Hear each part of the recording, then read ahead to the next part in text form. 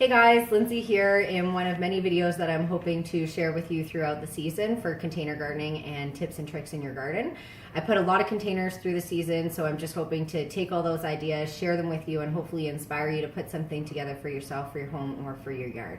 It is late March here in Ottawa, which means outside we still have below freezing temperatures. So for our video, we had to keep it inside. Just the temperatures wouldn't, or the plants wouldn't make it through the temperatures.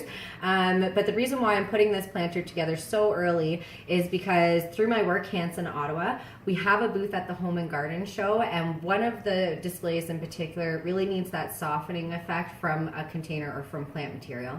So the container that I have here is a black, simple container. It's not going to take away from the plants at all. There is a plug in the bottom here just so that the water can't run right through the container and make a big mess for me, which means that in the bottom I need a piece to just block any soil from going all the way down to the base, but letting the water percolate through. That way when I do water it, if I happen to add a little bit too much water, which happens to everybody, it'll go to the bottom and it won't sit in the bottom of the soil and basically rotting the plants. We really want to stay away from that. So today I wanted to put together a herb and flower pot. I love growing herbs. I love the smell of them. I love being able to go out, cut a fresh piece and use it in your cooking. It's just such a great thing to have. But I also really like having that flower power with it. So today we have used a Gerber daisy. It's so bright, so pretty. And then we have some thyme, some dill, and some rosemary. And the key thing to note about all of these plants is they all require the same light and the same watering conditions. So that is the key when you're putting together any container, is that the plants that you're choosing, they all like the same stuff. So let's go ahead and start. We want to start with our potting soil. You do want to make sure that it's a potting soil and it's not a garden soil or black soil or anything like that. Potting soil really is the best thing to use. And whoops, I just knocked something there. So I've used a Pro Mix here. It doesn't really matter which one you choose.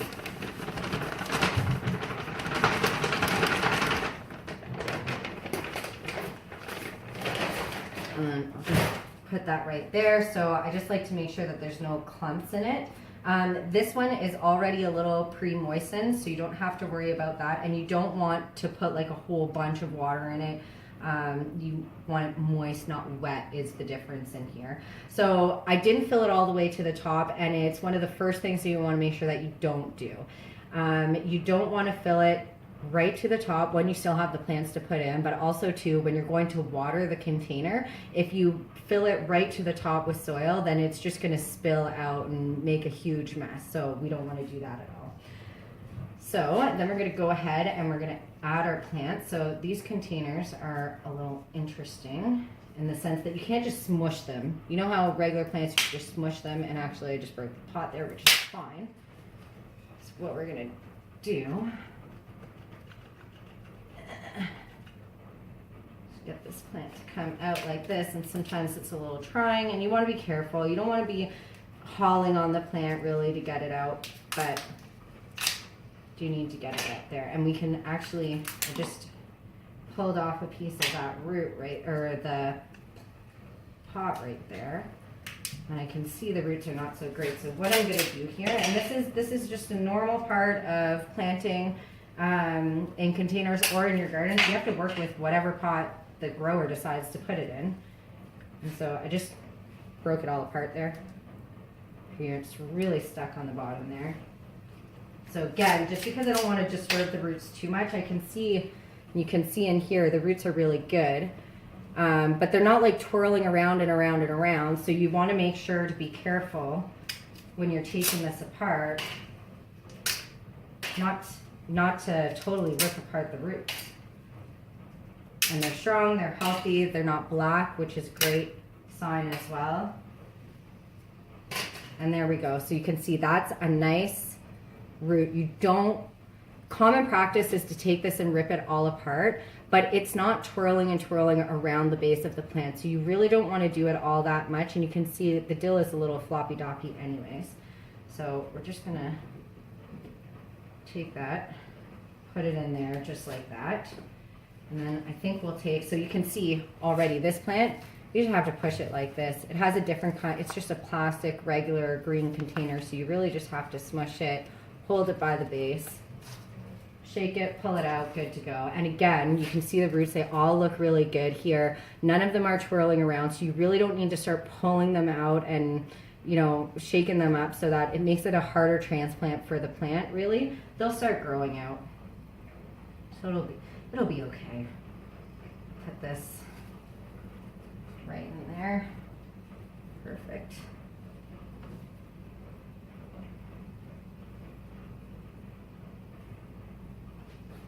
Okay, next we'll put the rosemary in.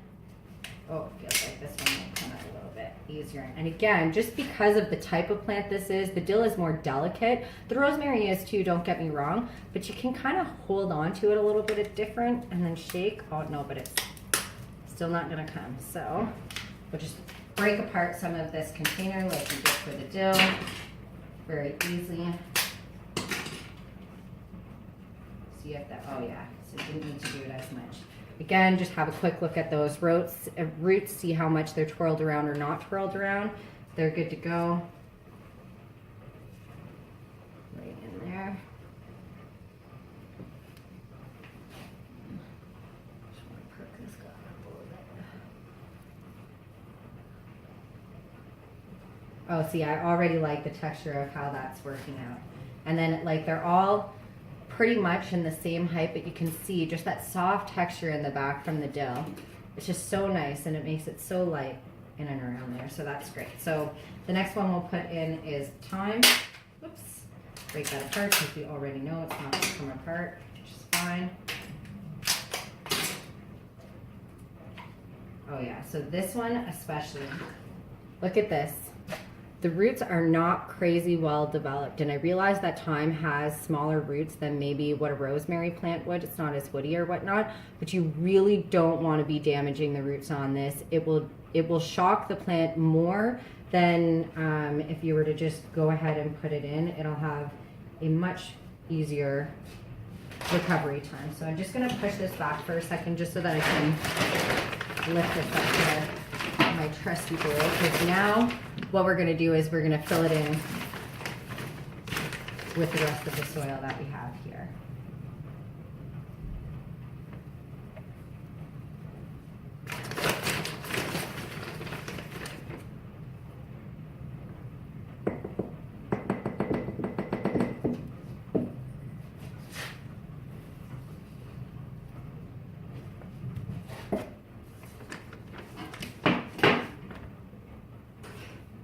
Oh yeah, that's perfect. All right, there you go.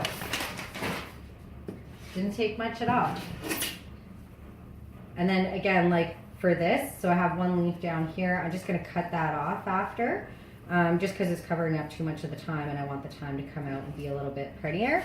But that's it, and it didn't even take us 5 minutes.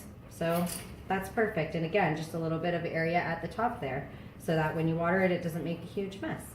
So thanks for joining me in this video and letting me share this planter with you. Hopefully we see you next time and or at the Home and Garden Show. Have a great day.